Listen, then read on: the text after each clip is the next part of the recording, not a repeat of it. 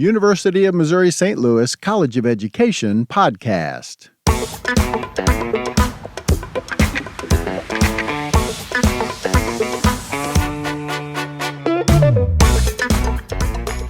Hello and welcome. My name is David Stouffer and I get to be the recruitment coordinator for the UMSL College of Education. Each week on this podcast, we will meet an innovator in the field of education. We will spend some time getting to know them and learning about their work and how it can help you and yours. It is my sincere hope that this podcast will be a source of encouragement and support as you work to continue impacting lives as an educator.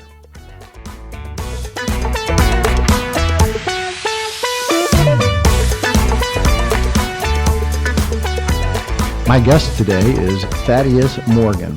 Thaddaeus is a versatile, creative professional passionate about broadcasting, photography, and music. His broadcasting journey officially began in 2021, though his love for the field has been growing for years. He began his radio career at St. Louis Community College, where he honed their radio production and communications skills, which is evident now in his current role as the general manager for UMSL Radio. In addition to his work in broadcasting, Thaddaeus is the founder of a photography company called Spirit of Excellence Photography, which launched in 2020 during the COVID pandemic. His interest in photography dates back to 5th grade, and over the years, he has grown this passion into a business. Thaddaeus is pursuing a degree in communications with an emphasis on strategic communications at the University of Missouri St. Louis, where he is expanding his media and public relations expertise. Outside of school and work, Thaddaeus is a talented musician, primarily a drummer. He played alongside his brother Emmanuel in a group they co-founded called Consecrated, and he continues to perform as a drummer for his church. Welcome, Thaddaeus Morgan. Well, thank you, David. It's nice to be here. That's quite a background, and you're what, 20 years old? 21. 21 years old, and you've already done a lifetime of work that most people never get a chance to. And that's just a part of the list. I have a feeling, and hopefully we'll get into all that today. But before we get into your passion about broadcasting, because obviously that's why we wanted to talk today, you're the general manager of UMSL Radio, and UMSL Radio is doing great things. Let's jump in a little bit, and you mentioned that at a very early age you had a passion for photography. I think you said 5th grade. Yes. How does a 5th grader develop a passion for photography, and where did that come from? Well, it all started with the iPad. Our school, they got this grant for all new Apple devices. And so our 5th grade class was the test group for the devices that they wanted to buy. So we all got fresh new iPad minis, and of course there's the camera app on there. Right. So I just started taking pictures just because, and videos, and I realized I just loved it. So it just started from there and just grew from there. Sure. So the iPad, what generation iPad would that have been? Probably the first generation back in 5th grade? I think that might have been second. Okay. It was really early on. Okay. And the camera wasn't that great back then. For a 5th grader, For a I'd 5th never grader, seen it yeah, before. It was true. great, but it was the best thing in the world. Right. Probably. Now looking back, I still have a couple of the old pictures, and I realized, I'm like, oh, that's not really either. First off, bad photography on my end, Yep. and then just really bad quality. Sure. Kind of like Rain Man pictures. Does that reference mean anything to you? I have no idea what you're talking Okay, good. Yes, I'm old. I'll explain it later. Those of you listening, some of you may get that and laugh hysterically right now, but we'll get back to the important stuff. So 5th grade photography, now you run a company. Yes. Tell me a little bit about that. So throughout going through middle school and high school, I was really started getting into it, and so all of it is mostly self-taught. And so what I did was through YouTube videos and just experimenting, I figured out how things worked. And then in high school, through my journalism program, where I was able to check out cameras. And for a while, I was taking people's pictures here and there, and then someone offered me something that I never thought would happen. They offered me money for the first time. So they said I could come and take photos with them, and they would pay me, I think it was like $20 for 20 minutes. So that was when I realized, I was like, this is pretty cool. So during the pandemic, of course, we all had a lot of time on our hands, and I had during my lunch breaks, during our Zoom classes, I would just go outside to my park and take pictures and of flowers and nature and things like that. And so I gave it to some friends and family. They're like, you can start selling photos. And again, that thought never crossed my mind. So I think literally it was one random afternoon, went on the Missouri website, business website, typed in a name, paid the $50 fee for transaction fee, and I got my business license. And so I just been building it off ever since. Are you old school at all? Do you develop, do old school film and develop pictures in a dark room and all of that, or are you just totally digital? So since I still live out, I don't have the space to do that. I would definitely love to, but I've been mostly on digital for a while. Sure. What's the best camera out there that you like using? See, that's a great question. So I am a huge tech nerd, and so I will research the specs and I will compare cameras for hours just to find the right one. And I came down to Canon. Canon's has a great lens support system, so there's multiple lenses that you can buy that work with a greater wider variety of cameras that they offer. And their cameras go from consumer to prosumer. So consumer would probably be like $300. Prosumer is like $800. And then you got your pro level, which is $1,000 and so on. So the first camera I got was actually a Sony camera. That was a gift from my parents because they saw it after I got my business license. And then after a year or two, I bought my first Canon camera, which was about $2,000. And then that camera got stolen. And so I'm on a Canon 70D right now, and I love it. Oh, wow. Yeah. Okay. Well, that's fantastic. So talk a little bit about your business. What's the name of the company? It is Spirit of Excellence Photography? Yes. What kind of work does the company do, and what do you provide for customers? So I would really love to change to Spirit of Excellence Media, since I do a lot of different media now. But Spirit of Excellence Photography, the name came from, there's a scripture in the Bible that talks about having a spirit of excellence in everything that you do. Do it to the best of your ability, which is something that I've always, as a family, we've always done. Our dad always told us he doesn't care what we did, but as long as we gave it our best and you don't quit. So I definitely felt that way with business. I would have, when we would have picture day and Wagner would come, a lot of parents never liked the picture, but it was the fact that that's the only picture you had of your kid. So you basically had to buy it. And they found that they were overcharging people for pictures, for terrible packages. And honestly, I don't care about the money portion, but I feel like photography is simple and it should not be $1,000+ unless you're trying to do something complicated. But I feel like just a basic photo shoot should not cost an arm and a leg. So, and you should have good quality as well. So in my business, I take photos of people and quick turnaround. Their photos look great. It doesn't feel rushed, and the pricing is fair. And even though my friends' families always say I undercharge,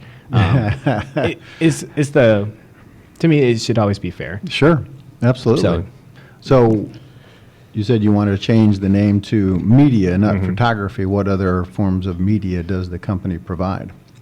Anything and everything. That's what my interest throughout my entire life has just been all over the place. So it's all centered around technology and media. So whether it's through radio or audio production, I've mixed songs before. I've taken video. I've live streamed it before. So anything and everything broadcast, I love it. So books, drawing, all of it. Which do you prefer, taking the images and setting up the shoot and getting everyone and the lighting perfect, or post-production of editing and coming up with the final product? Seems like there's two different types of personalities there. That's a really hard question because, first, I love people. So I love being there, especially at weddings. I love being there with the bride and groom, at different party events. I just enjoy being around the people. I think I hate setup the most.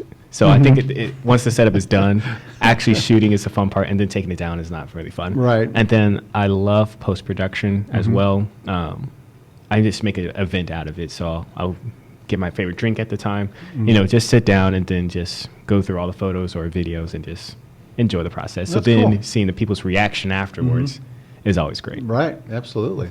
Is this something that you could see being a career, the company growing and expanding after college? As long as it doesn't stay just photography, I would love it to. Yeah. I don't want to take photos for the rest of my life. Sure. But I've always liked the idea of getting other people in on it, where they also have ideas and interests and specialities. Mm-hmm. So if there's someone that's great at photography, I would love to bring them onto the company, you know, and be able to partake in the vision of this company, you know. Yeah. So I don't know. The sky's the limit. I'm Yeah, a sky's the limit type of person. It's got a lot of potential. Have you dabbled in drone photography at all? Yes. I actually crashed a drone not too long ago. I didn't see an electrical Sorry for pole. Sorry. So I didn't see the electrical pole until I was turning around the building and I hit it. But I love drone photography as well. Wow, that's fantastic. Are you licensed? No, I've only used drones that are right below the weight limit for license. But Maybe that explains why you crashed the drone. true. So that's a downside of being self-taught. You have to experiment. So therefore, experimenting, you break things. Now you've got a new, I guess, passion, or maybe it's not a new passion, but it's developed into a specific possible career path of broadcasting. How did you make the leap from photography/media to broadcasting, where you're now the general manager of UMSL Radio? So I think for broadcasting, I got my first YouTube account, and then I just happened to create a channel as well. And I was just fiddling around in the studio section, and then I saw that there was a live stream portion on there. And so I'm a big experimenter. So if things are curious to me, I just try to figure more out about it. And so I started playing with it, and I realized that leads you down a rabbit hole because you need something to stream to. Sure. So that means that you need a streaming service, which is like OBS or Twitch, any of those. So then that you have the software, so now you need the hardware, which includes switcher boards and cameras and all that. So it all came back around. And I think it also just really connected to my love for cameras as well, whether photography cameras or video cameras. So broadcasting really just fit with everything else. And then it really doubled down on it in high school when I signed up for multimedia. And that was our school announcement, so it was live streamed every morning. So we had weather. So I was able to develop programs. So we did morning shows on Thursdays during homeroom time. I've embarrassed myself way too many times in front of my entire school. And in there, you learn good things that worked, how to troubleshoot when the stream goes down. So it just made sense. So I love broadcasting. I love the idea of planning and then live. You know, and then everyone's seeing it at the same time as you're seeing it, but you know the work that you did beforehand. Sure. So that's really cool. Okay. Well, that's fascinating. So that passion developed into you becoming now the general manager here at UMSL Radio. How did that come about? How did you become the general manager? And tell us about that. So I was a DJ last year when I first so I just got to transfer to UMSL in 2023. So I did radio at St. Louis Community College at Flo Valley, and I loved it. And I heard that UMSL had a radio station, but I could never find it. And here's the thing is I felt kind of dumb afterwards because I got here and I realized I walked down these hallways so many times and saw this, and I did not put it together. So when I first got here, I wanted to get involved with the radio, and at the time, Jalen was the general manager. And it felt like it was kind of hush-hush about where he was or how to get in contact with him or, so I feel like it was like an insider club on how to get a part of UMSL Radio. So enjoyed being a DJ for 2 semesters. Then over the summer, I became, there was executive board position openings, and I applied, and I got it. Wow, fantastic.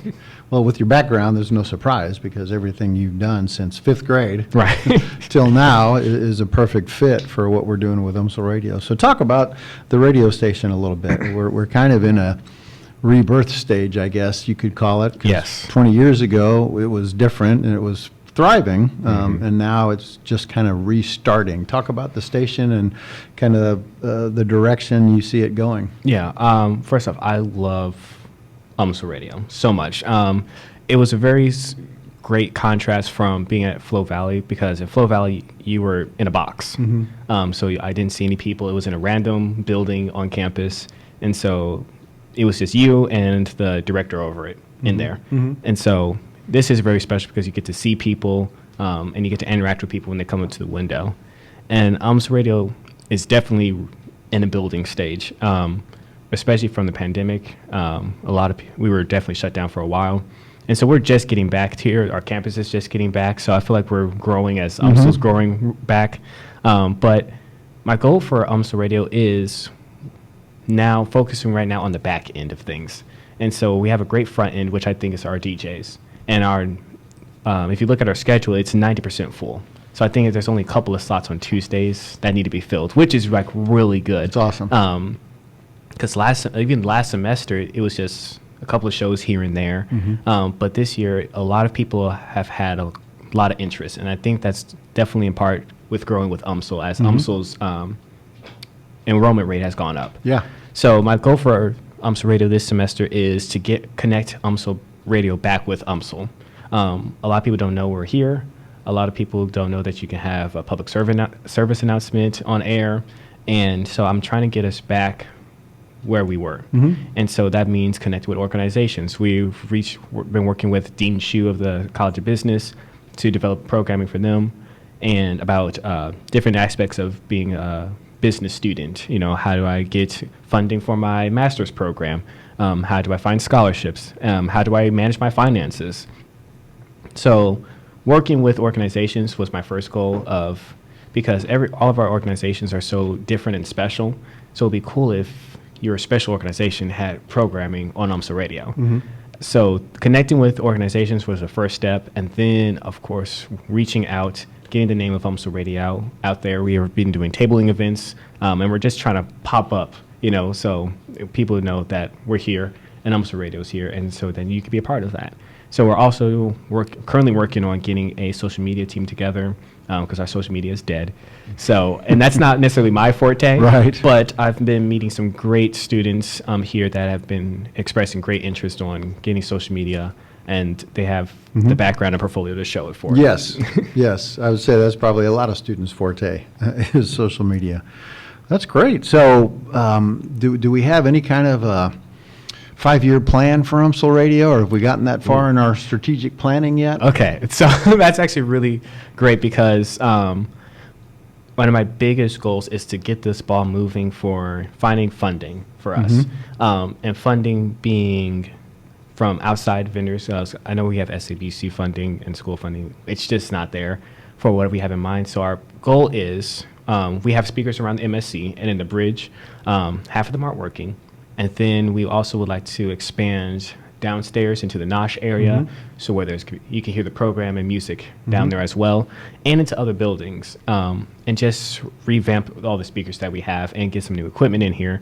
And so I think for the speakers alone, it came out to about $30,000. Wow. And some change. But it doesn't discourage me because we have the Budweiser, was it Budweiser? Yeah, the Anheuser-Busch business building. The Anheuser-Busch College of Business Administration, right. Yes. So there's money out there in St. Louis, and there's people that would definitely want to support student voices and staff voices. Sure. So that goes part into the social media part and getting our name out there, because we have great DJs and shows on here, but if people don't know that they're there, how can they support? Right. Yeah, we just have right now, just the one speaker right outside our... We have the one speaker over here. We have a couple in the bridge, but two of those aren't working. Okay. So that's the problem where it's like, we just need to rip it out and put some new ones in, and then expand downstairs as well. Do you feel like you have the support of UMSL leadership to expand? Funding obviously comes from leadership. Apart from funding, do you feel like the leadership is really supportive of the radio station expanding? I know for our advisors, the head of MSC, Dorian Hall, and then Lester, I told them I know it might not happen while I'm here, but I want to get that ball rolling. So they've been great in supporting that. Yeah. It was very clear that as far as funding from UMSL specifically, that's not going to probably happen because they have other priorities, which I understand. That's understand. Yeah, like tearing down buildings, right, and rebuilding buildings, and a few $1 million of construction going on. Exactly. Yeah. So I get that part. But you said that if we found funding, the door is wide open. Yeah, that's fantastic. So let's finish up and talk about you a little bit more. So what is in your future? You have an incredible resume and background already at a very young age. What do you feel like you want to see yourself doing down the road and in the future? Okay. So I'm going to give the honest answer here. Truthfully, I don't know, but as far as like some people have always had an idea of like a clear path, where if, like you become an engineer, you can work at Boeing, all those companies, and it just seems really clear cut. If you go to nursing, you go to your favorite hospital. But my path has been very wishy-washy, but it's been consistent, but it's been very all over the place. And I've found a love for sharing the gospel with people, and so I've preached a couple of times. We go to the Youth Detention Center in Clayton on fourth Saturdays every month. So I've preached there a couple of times. I preached at church a couple of times. So I love helping people, and I love helping people find who they are and helping them overcome struggles. So if I could do that every day, I wish I could, and so it's whether it's like helping people in disasters or just anything where it just involves helping people. That's really what I'd love to do. And that's what I've loved, like broadcasting and photography, because I've had so many people that have said that they don't feel pretty, or they don't feel handsome, or they don't feel attractive. And so therefore they never take their picture. Sure. But taking the time with them to help them find their pose, their position, so then it's like, this is what we see, so you are beautiful, you are, so being able to show like memories for people. I've taken our old VHS tapes as a family and digitized them, stitched them together to show like a whole family history, had our whole entire family up in tears. So I think that media definitely plays a portion in helping to be able to change people's lives. But also, I just love personal connections with people as well. So that's one of the great ways I'm happy to be the general manager, because I've gotten to meet so many awesome people and see nervous people turn into confident people. So I just like helping people, and that's what I would love to do. That's great. Every single day. So that's why the money portion is always the concern, because sure. You got to put food on the table. You got to pay the bills. Especially if you want a family someday, Right. and you want other mouths to feed besides your own. Yeah, but Yeah.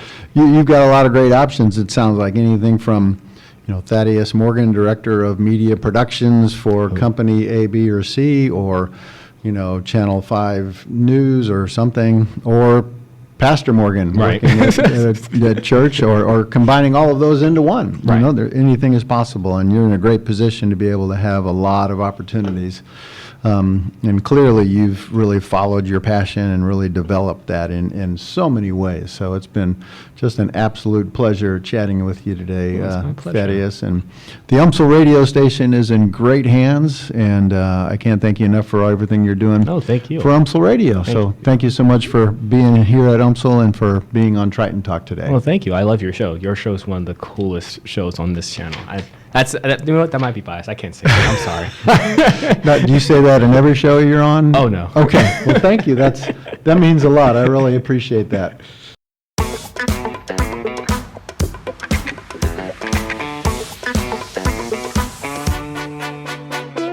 I am honored that you chose to join me today for the University of Missouri St. Louis College of Education podcast. I hope you'll join me next time. Till then, I'm David Stouffer. Thank you for the work you do. Never forget, you are making a difference every day.